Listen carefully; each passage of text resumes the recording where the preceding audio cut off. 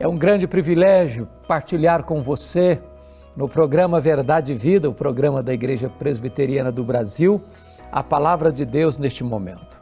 Eu quero tratar de um assunto muito importante, a defesa do Evangelho.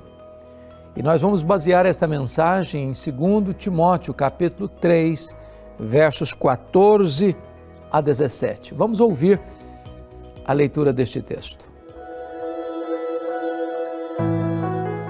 Tu, porém, permanece naquilo que aprendeste e de que foste inteirado sabendo de quem o aprendeste e que desde a infância sabes as sagradas letras que podem tornar-te sábio para a salvação pela fé em Cristo Jesus. Toda a Escritura é inspirada por Deus e útil para a repreensão, para a correção, para a educação na justiça, a fim de que todo homem de Deus seja perfeito e perfeitamente habilitado para toda boa obra. A segunda carta de Paulo a Timóteo é a última epístola que o veterano apóstolo escreve. Ele a escreve da masmorra mamertina, da sua segunda prisão em Roma. Paulo foi preso pela segunda vez, agora não mais tendo os judeus por trás orquestrando contra ele, mas a pesada máquina do Império Romano. A cidade de Roma, a capital do Império, a mais poderosa e mais populosa cidade do mundo, com mais de 1 milhão de habitantes, fora incendiada no dia 17 de julho do ano 64. Nero, o imperador romano, segundo os estudiosos, o verdadeiro incendiário da cidade, coloca a culpa deste criminoso incêndio nos cristãos. E começa então um verdadeiro massacre contra a igreja. Os crentes foram crucificados, queimados vivos, um verdadeiro banho de sangue na cidade de Roma. A essas alturas, Paulo era o grande líder do cristianismo no Ocidente. E ele começa a ser procurado, caçado, até que botam a mão nele. E colocam Paulo agora na masmorra mamertina, um lugar úmido, frio, insalubre, de onde as pessoas saíam leprosas ou para o martírio. Paulo define que, em virtude desta prisão, ele foi acusado de um malfeitor e estava algemado sob a acusação de ser o líder dos incendiários de Roma.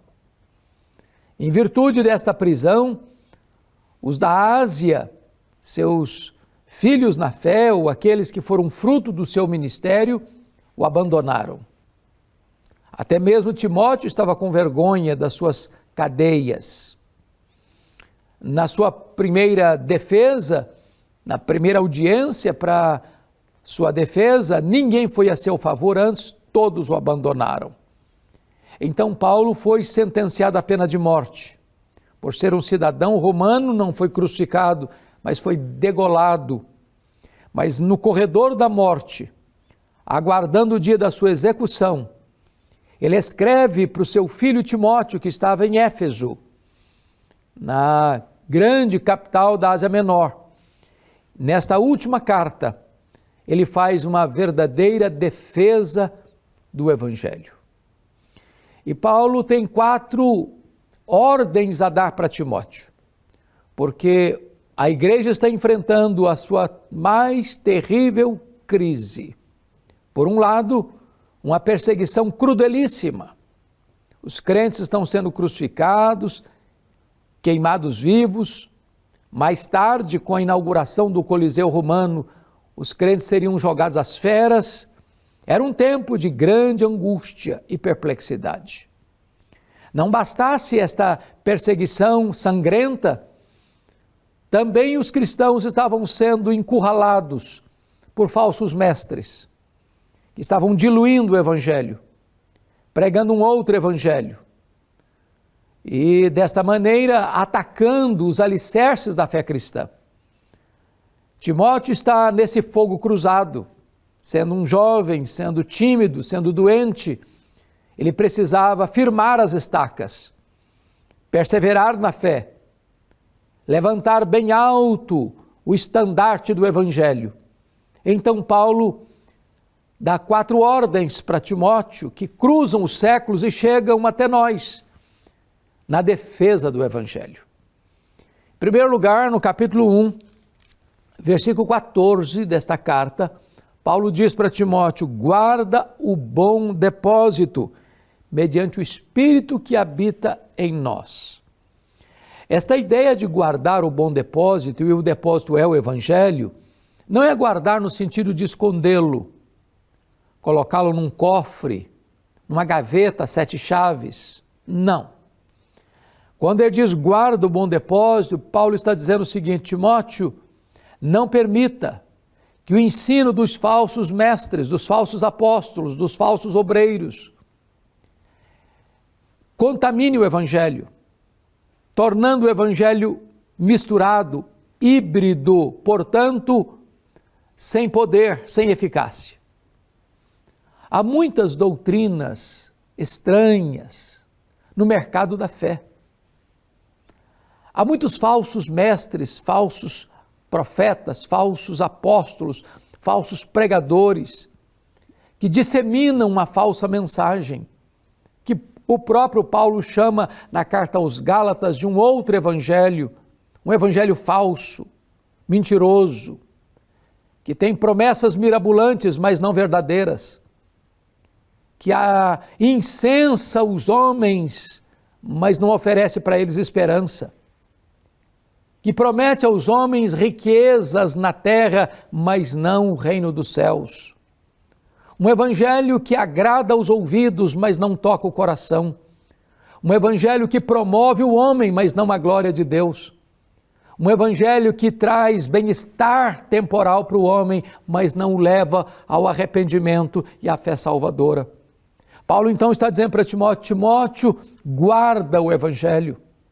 Não permita que ele seja contaminado por heresias, por falsas mensagens. Nunca esta ordem foi tão oportuna. Num tempo de apostasia, onde tantas igrejas sucumbiram ao liberalismo teológico, onde outras igrejas sucumbiram ao sincretismo religioso, onde tantas igrejas foram atraídas pela falsa teologia da prosperidade, da confissão positiva, da exaltação do homem. É necessário que você e eu também entendamos a urgência desta ordem divina, dizendo guarda o Evangelho. Mas em segundo lugar, no capítulo 2, versículo 3, Paulo diz para Timóteo: sofre pelo Evangelho, como um bom soldado de Cristo. Meus irmãos, a igreja de Deus sempre foi uma igreja martírica. O mundo odeia a igreja. O diabo, 24 horas por dia, orquestra contra a igreja. A verdade denuncia a mentira. A luz reprova as trevas. Sempre que a igreja em santidade prega a verdade, ela é perseguida. Nós não temos que ficar agradando ao mundo para dar as mãos ao mundo, como se isso fosse uma boa estratégia para alcançar o mundo. Não. O papel da igreja é pregar o evangelho puro e simples. Mas onde o evangelho é pregado, ele gera por parte do mundo uma oposição natural. O mundo nunca foi favorável à igreja. Por isso a Escritura diz: quem quiser ser amigo do mundo torna-se inimigo de Deus. O amor do Pai não está naquele que ama o mundo. Paulo diz: não vos conformeis com este século. Então o papel da igreja é viver o cristianismo com simplicidade, com fidelidade, com pureza. E isso vai desencadear certamente perseguição. É por isso que nós estamos vivendo um cristianismo hoje tão açucarado, híbrido, sem poder, onde tantas vezes os crentes estão cedendo ao relativismo moral. Tantas vezes o cristianismo está se tornando um cristianismo mundano, secularizado, onde as pessoas entram para a igreja, mas não são transformadas. Elas se dizem cristãs, mas a vida não muda, o caráter não muda, a prática não muda. Crentes incoerentes, inconsistentes, vivendo o que deveriam reprovar, aprovando aquilo que deveriam reprovar. E nós precisamos, mais do que nunca, voltar à orientação de Paulo. Disse, olha, se preciso for, sofre pelo Evangelho. Somos bons soldados de Cristo. Não podemos transigir com o erro, não podemos aplaudir o erro, não podemos concordar com o erro. Nós precisamos ter uma postura granítica, firme, sólida, consistente com o Evangelho. Mas em terceiro lugar, Paulo diz para Timóteo no capítulo 3, verso 14, tu, porém, permanece no Evangelho. Por que Paulo está dizendo isso para Timóteo? Os falsos mestres estão chegando. Suas mensagens são sempre palatáveis, agradáveis aos ouvidos, para exaltar o homem. E Timóteo era jovem, tímido, doente, poderia ser seduzido por esta mensagem agradável aos ouvidos. E Paulo diz para ele, meu filho, permanece no Evangelho. Cabe a nós agora, diante de tantas novidades que surgem, novas doutrinas, novas igrejas, novas seitas, com tantas ideias, com tantas propostas, com tantas mensagens, muitas delas agradáveis aos ouvidos. Quantos que foram seduzidos, quantos que foram levados nesta enxurrada. Paulo diz para você e para mim, permanece no Evangelho, este antigo Evangelho, este Evangelho que você aprendeu desde a infância. Não mude a rota, não troque a mensagem, não pregue um Evangelho para agradar as pessoas, não pregue apenas um Evangelho popular que produz o efeito Ibope. Você decide o que você quer, a igreja oferece o que você quer. Você quer prosperidade? Vamos pregar sobre isso. Você quer milagres? Vamos pregar sobre isso. Deixa de lado a mensagem da cruz, deixa de lado a mensagem do arrependimento, deixa de lado a mensagem do novo nascimento, deixa de lado a mensagem da santificação. Não, não, não. Este Evangelho pode ser popular, mas não salva, não liberta, não transforma, não leva o homem ao reino de Deus. Então Paulo está dizendo, Timóteo, se as pessoas estão mudando, se as pessoas estão abandonando a verdade, se as pessoas estão relativizando o Evangelho, você, meu filho, permanece no Evangelho. Esta mensagem é para você, esta mensagem é para mim, esta mensagem é para a igreja contemporânea. Mas finalmente, no capítulo 4, verso 2, Paulo diz para Timóteo, Timóteo, prega o Evangelho, prega a palavra. Este Evangelho não pode ser retido pela igreja. Este Evangelho não pode ficar apenas entre quatro paredes na igreja. Este Evangelho tem que ser anunciado e proclamado ao mundo, porque a fé vem pelo ouvir, e ouvir a palavra de Deus. Nascemos da palavra, crescemos na palavra, somos fortalecidos na palavra. É quando a palavra de Deus é pregada com fidelidade no poder do Espírito Santo, é que os corações são derretidos, convencidos de pecado, e então eles recorrem ao Salvador, Jesus Cristo, nosso Senhor, e são salvos.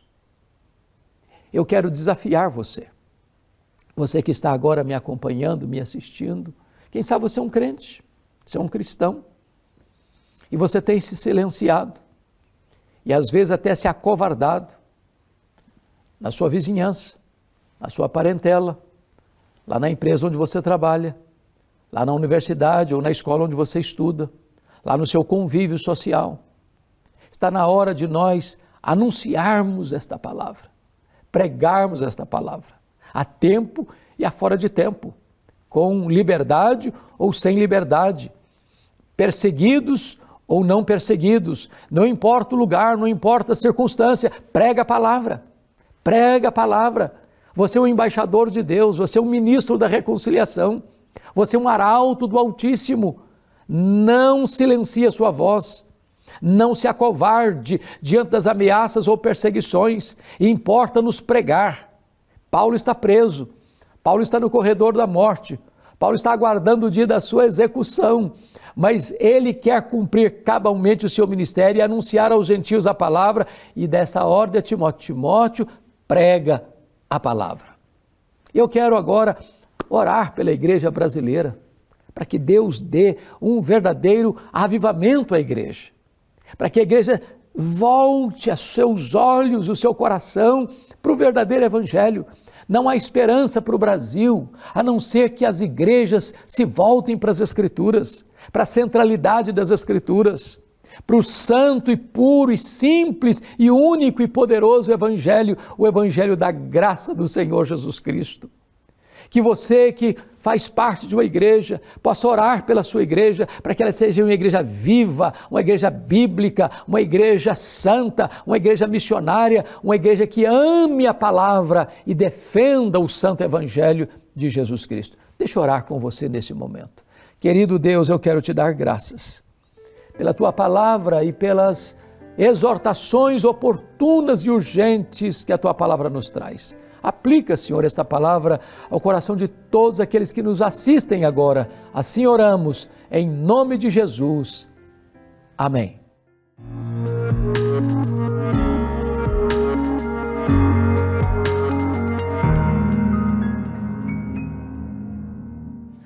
Nosso programa vai terminando, mas semana que vem estaremos de volta, neste mesmo horário e neste mesmo canal.